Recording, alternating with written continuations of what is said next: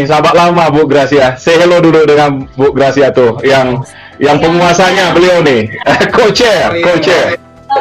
Pak Al. Alhamdulillah. Sehat-sehat.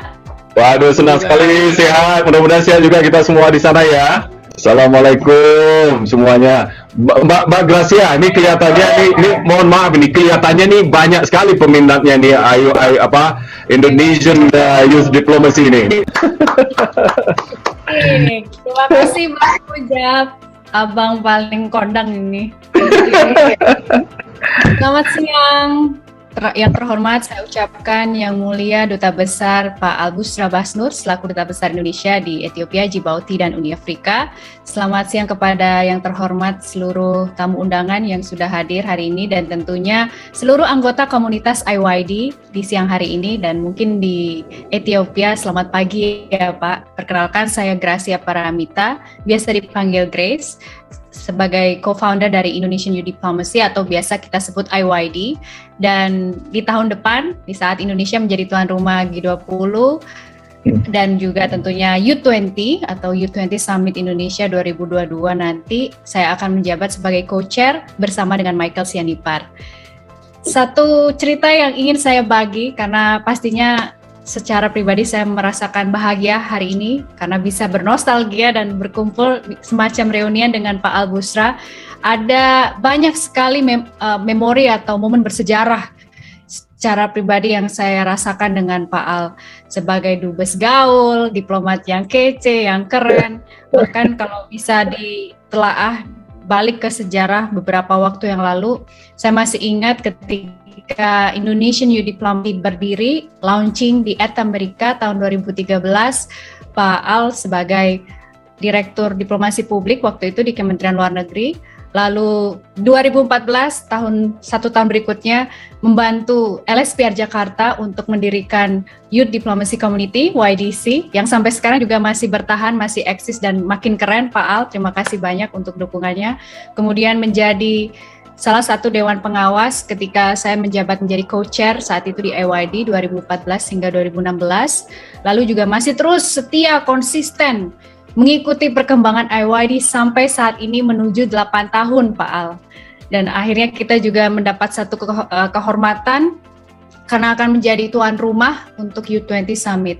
Harapannya dengan acara sesi Diplomat Talk ini memberikan inspirasi, memberikan motivasi bagi kawan-kawan IYD atau kalau di istilah kami IYD Pips. Jadi teman-teman IYD yang sudah pernah mengikuti serangkaian kegiatan IYD, baik itu daftar sebagai delegasi Y20 atau sebagai panitia Y20 atau bahkan mengikuti Meet the Diplomats atau acara-acara lainnya. Ini adalah acara eksklusif hanya untuk anggota komunitas IYD. Karena mereka semua yang sudah terlibat otomatis sudah menjadi bagian dari komunitas IYD. Tidak ada syarat khusus, hanya mungkin usia karena kami mengacu pada Undang-Undang Menpora, Kemenpora tahun 2009 nomor 40 bahwa kata Menpora kalau usia pemuda itu dari umur 16 sampai 30 tahun. Tapi tenang Pak Al, saya sangat tahu bahwa jiwa muda sepanjang hidup sepertinya. Jadi kawan-kawan semua di sini tetap muda selalu karena ada jiwa dan semangat muda itu yang diutamakan sebenarnya. Pak, apakah menjadi dubes atau diplomat itu harus jalur Kemlu sebagai PNS atau mungkin ada jalur lain yang mungkin Pak Al bisa bagikan caranya untuk jadi diplomat? Tentu saja kawan-kawan, sahabat muda, terutama yang bertanya tadi, untuk menjadi diplomat karir itu tentu saja melalui jalur Kementerian Luar Negeri, diplomat karir. Tetapi kita juga mengetahui ada diplomat kita, diplomat Indonesia yang non karir ya. Salah satunya itu kalau kita perhatikan di beberapa perwakilan RI, di Kedutaan Besar Republik Indonesia, di situ para pejabatnya selain dari duta besar, para pejabatnya juga berasal dari diplomat karir dan juga ada diplomat yang ditugaskan oleh kementerian tertentu sesuai kebutuhan, sehingga sahabat-sahabat kita itu juga bekerja sebagai diplomat di perwakilan RI di luar negeri. Kita mengenal ada istilah atase ekonomi, atase perdagangan, lalu ada atase pertahanan, ada atase imigrasi di beberapa negara sesuai dengan kebutuhan negara itu ya. Nah, jadi itu mengenai staffing ya yang ada di Kedutaan Besar Republik Indonesia di luar negeri. Nah, kemudian kalau kita berbicara mengenai duta besar, nah memang duta besar ini adalah tugas dan hak presiden untuk mengangkat apakah itu dari karir Kementerian Luar Negeri atau non karir. Dan itu kita melihat banyak sekali bapak-bapak, ibu-ibu kita, para duta besar yang tidak berasal dari karir, tidak berasal dari Kementerian Luar Negeri, tetapi bapak-bapak, ibu-ibu duta besar itu berasal dari non-karir. Apakah itu latar belakangnya pengusaha, ada juga politicians, atau profesional lainnya, mungkin juga ada dari lembaga pendidikan perguruan tinggi, sangat banyak. Nah, seperti kita ketahui, pada saat ini, para sahabat muda, dalam proses ya, kalau tidak salah ya 33 duta besar baru Republik Indonesia yang sedang proses dan finalisasi, yang mudah-mudahan sebentar lagi saya yakin akan dilantik oleh Bapak Presiden Republik Indonesia. Sebagian dari duta besar yang ditugaskan, yang ditunjuk dan yang diangkat oleh Bapak Presiden itu ada yang dari karir dan ada yang dari non karir. Nah, itu mengenai bagaimana untuk bertugas sebagai diplomat atau ditunjuk sebagai duta besar. Demikian, Gracia. Terima kasih Pak Al. Lalu ada pertanyaan berikutnya menarik dari Alizen. Saya murid saya dari LSPR. Pak, ceritakan pengalaman mencekam yang pernah Bapak alami sebagai diplomat. Ya, betul ya. Mungkin saya pernah di Manila, Roma, di Eropa, lalu di Houston, sekarang di sini. Mungkin saya akan bisa sedikit berbicara tentang pengalaman saya di Filipina. Pada saat itu ada suatu konflik yang terjadi di Filipina bagian selatan, di Moro. Ya, nah, saya pada saat itu bersama atase pertahanan di Kedutaan Besar Republik Indonesia, kami bertugas ke selatan, ke daerah tanda petik daerah konflik, namanya Zamboanga City dan Cotabato. Jadi kami berkunjung ke tempat-tempat itu yang pada saat itu dari sisi keamanan sangat rawan. Nah, tapi saya bersyukur saya tidak sendiri karena saya bersama-sama dengan pertama tadi atase pertahanan di KBRI Addis Ababa, dan juga di kawasan Mindanao itu juga bertugas pasukan Garuda dengan sejumlah pasukannya di situ ya. Jadi paling tidak saya merasakan bagaimana kita harus betul-betul waspada kapan kita tidak boleh keluar dari tempat tinggal kita pada saat itu, hotel kecil sekali, dan saya selalu mendapatkan advice dari pasukan Garuda, pasukan perdamaian kita di sana. Tapi disitulah saya merasakan betapa tidak mudah untuk bertugas di suatu kawasan yang berada dalam keadaan konflik. Terima kasih Pak Al untuk ceritanya. Ini mungkin saya mau mengundang Zahra. Barangkali Zahra ingin unmute dan bertanya langsung ke Pak Al. Pertanyaannya cukup menarik juga Pak. Ini tentang pemulangan ABK kapal ke Indonesia. Apakah ada lembaga yang menaungi? Silakan, Zahra. Adakah di sini Zahra? Apakah mau nanya langsung? Ya. Zahra, silakan Zahra. Iya, Pak Al. Ini Pak, saya kebetulan kemarin lihat YouTube Bapak tentang negara Djibouti ya, yang apa? Ya. Pemulangan ABK 10 orang itu Pak di YouTube Bapak. Ya. Itu apakah di Indonesia sendiri masalah ini sudah sudah umum di masyarakat banyak yang tahu, atau mungkin hanya beberapa lembaga tertentu gitu Pak yang mengetahui? Soalnya saya lihat orang-orang tidak terlalu aware dengan masalah ini gitu Pak. Iya. Baik Zahra, saya ingin bercerita dan ini juga tolong di-share juga ya, terutama pesan saya yang terakhir di YouTube itu, tolong di-share juga kepada sahabat-sahabat, keluarga-keluarga yang mungkin berminat untuk bekerja di kapal penangkap ikan. Ada beberapa pesan saya di situ, terutama adalah betul-betul pastikan kebenaran, lalu agen-agen yang menyalurkan tenaga kerja ABK Indonesia. Tapi saya bercerita di sini dulu.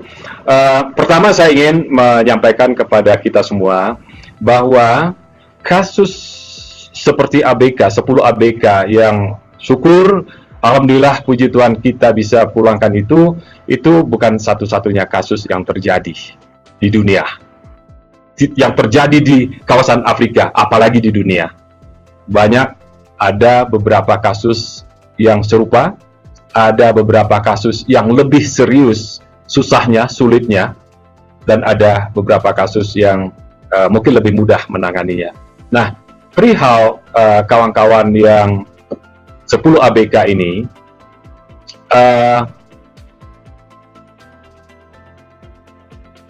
kawan-kawan ini mula-mula terbang dari Jakarta ke Teheran, Iran. Dari Iran, mereka berkumpul di Iran. Dari Jakarta mereka datang secara terpisah-pisah.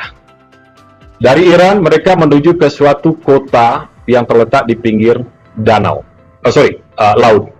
Dan disitulah sahabat-sahabat Indonesia ini menemukan tempat kerja kapal yang dimaksud.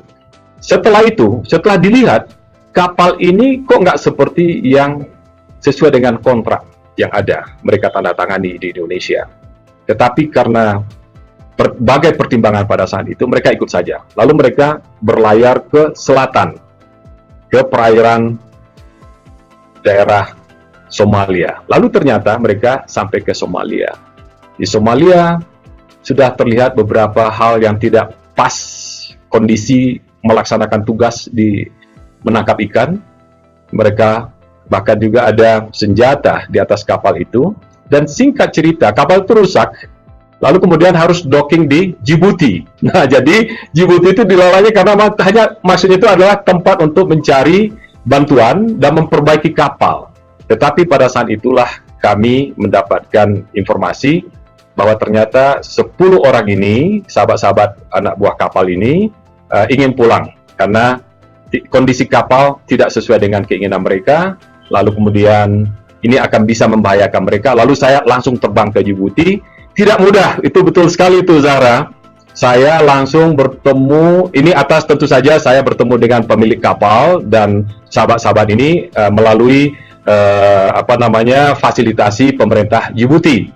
Singkat cerita, saya untuk kawan-kawan ketahui, saya sekarang ini kan enak nih ngomongnya nih ya, cool ya Mbak Gracia, kan selalu saya ngomong kayak gini nih ya Mbak Gracia ya, wah enak ini. Tapi sebagai seorang diplomat, sebagai seorang wakil bangsa dan negara, tensi saya itu, nada suara saya itu luar biasa menggelegar pada saat saya, ini saya ceritakan di sini saja nih, saya tidak keluarkan di YouTube, saya tidak keluarkan juga di media pers ya.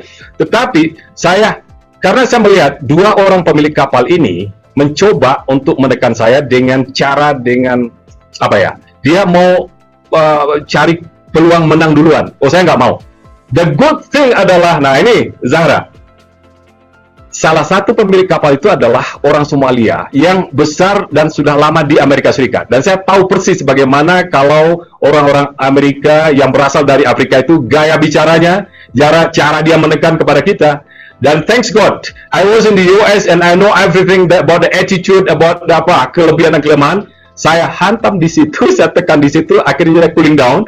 Akhirnya saya diserahkan berbicara dengan salah satu pemilik kapal lagi yang berasal dari Denmark, which komunikasinya saya bisa berhasil untuk memenuhi keinginan kawan-kawan kapal para ABK ini, dan sudah di Indonesia semua. Nah, kembali kepada tadi Zahra bilang, yang penting sekali, saya yakin ini ya, pemerintah Indonesia tahu tentang ini. Bahkan apa yang kami lakukan terhadap 10 ABK ini, kami laporkan kepada lembaga-lembaga kementerian terkait di Indonesia. Kementerian Luar Negeri sudah pasti, tetapi juga ke kementerian-kementerian lain yang berkaitan dengan penyaluran atau pengiriman tenaga kerja Indonesia.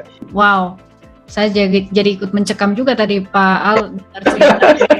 Iya. Menarik sekali karena banyak behind the scene atau bisa dibilang off the record yang selama ini kita lihat diplomasi Indonesia baik, manis, padahal di balik itu juga banyak sekali perjuangan dan hal-hal strategis yang harus Pak Al kerjakan bersama tim. Ini saya Mbak Bagas ya, saya ingin menambahkan satu, bahwa perlindungan warga negara Indonesia di luar negeri dan badan hukum Indonesia di luar negeri itu adalah salah satu prioritas diplomasi Indonesia. Salah satu prioritas yang diselenggarakan oleh pemerintah Indonesia, terutama melalui Kementerian Luar Negeri. Itu tambahan aja. Siap, terima kasih Pak Al. Tapi saya ingin sekali memberikan satu pertanyaan terakhir Pak. Ini dari saya sendiri mewakili teman-teman IYD karena kami akan mempersiapkan Y20 Indonesia 2022 dan kita juga di bulan kemerdekaan, bulan Agustus, besok pun kita juga menyambut Hari ASEAN. Nah, sebagai satu-satunya negara dari ASEAN yang masuk ke dalam kelompok G20, apa pesan Pak Al untuk pemuda-pemudi Indonesia yang nantinya juga akan berpartisipasi, berkontribusi di dalam Youth20 Indonesia 2022. Silakan Pak pesannya. Baik, terima kasih Gracia. Bahwa Indonesia memiliki sekitar 70 juta pemuda. Right? Ya. Kalau 70 juta pemuda, bandingkan, saya tidak sebut nama negara. Ada negara yang penduduknya 5 juta. Ya, seperti seperberapa itu dari 70 juta pemuda, right? Ini betul-betul Summit 2022 adalah kesempatan yang sangat besar buat pemuda Indonesia untuk yang pertama berkiprah menyelenggarakan amanah internasional untuk menyelenggarakan summit ini. Yang kedua adalah untuk menunjukkan bahwa pemuda Indonesia itu betul-betul tidak hanya diperlukan oleh bangsa negara, tetapi diperlukan oleh dunia. Itu kita harus berpikir sekarang ini secara global. Kalau abdi bangsa negara itu, saya kira itu udah puluhan tahun kita berbicara tentang abdi negara bangsa. Itu sudah merupakan kewajiban kita sesuai dengan konstitusi. Tadi Pak Idam juga sudah sebutkan. Yang jarang disebut sekarang adalah bagaimana kita, dan harus dimulai oleh Gracia, Mas Michael dan kawan-kawan, bagaimana kita bisa menambahkan di dalam setiap tulisan saya, apapun tulisan saya, apakah itu opini, buku dan lain-lain, abdi kita sekarang itu saya selalu menambahkan abdi bangsa, negara, dan dunia. Dan ini ada di konstitusi kita, pembukaan preambel Undang-Undang Dasar 1945, menciptakan perdamaian dunia, right? Ikut menciptakan. Selalulah tambahkan itu, peran kita, abdi bangsa negara, jangan titik di situ, dan dunia. Ke depan, dunia akan lebih melihat Indonesia, perannya apa, terutama pemudanya. Kenapa lalu kemudian 2022 IYD diberikan kepercayaan untuk menyelenggarakan summit ini? Karena dunia melihat, karena dunia membuktikan. Nah, tambahkan itu bangsa, dunia, bangsa, negara, dan dunia. Dan yang ketiga, saya ingin pesan terakhir ini, Mbak Gracia dan kawan-kawan, bahwa dua terakhir. Pertama, jangan remehkan kemampuan, energi besar, kekuatan yang kita miliki masing-masing diri kita, yang kita miliki di dalam masing-masing diri kita. Jangan pernah meremehkan itu. Jangan pernah mengatakan, wah, saya tuh kayaknya nggak bisa deh kayaknya. Oh, saya tuh kayaknya bla bla. Jangan remehkan sama sekali kekuatan diri kita. Tetapi jangan membuat kita sombong. Yang kedua, jangan juga pernah meremehkan kemampuan orang lain yang ada di sekitar kita. Kita bisa kuat, kita bisa mampu, tapi kita tidak memiliki sepenuhnya apa yang kita butuhkan di dalam hidup. Kita memerlukan orang-orang lain di sekitar kita untuk menutupi, untuk membalance kelemahan, kekurangan kita. Dan orang lain juga memerlukan strength kita, inner power kita kepada orang lain. Sehingga dengan demikian, maka akan terjadilah apa yang kita sebut inovasi dan kolaborasi. Dua kata yang harus dikembangkan ke depan, terutama dalam rangka Summit 2022. Terima kasih, Gracia. Terima kasih, baik Pak. Mari kita berikan tantangan lagi kepada Pak Al. Saya tidak akan menyimpulkan karena sudah begitu banyak pelajaran yang kita dapat hari ini, membaca, kemudian bagaimana kita terus membuka diri, jangan pernah meremehkan diri sendiri maupun meremehkan orang lain, terutama dua kunci yang terakhir dari Pak Al, inovasi dan kolaborasi. Dan saya setuju banget Pak, maka dari itu kita bisa berkumpul kembali, nostalgia dan mengikuti update dari Pak Al. Saya tidak akan menyita waktu lebih lanjut dari Pak Al karena pasti ada kegiatan selanjutnya. Sekali lagi terima kasih banyak Pak Al. Terima kasih. Sama-sama, terima kasih Gracia kawan-kawan. Dan yang sudah memberikan cerita atau berbagi pengalaman Pak Irdam dan lain-lainnya. Yang belum dijawab pertanyaannya, tenang saja, nanti pasti ada sesi selanjutnya dan kita bisa tetap berkontak melalui DM Instagram kami, Ayu Diplomasi, atau bisa langsung menyaksikan YouTube channelnya Pak Al di The Bee Sibling, karena saya yakin jawaban dari teman-teman yang tanya tadi sudah ada di dalam beberapa video tersebut. Ya.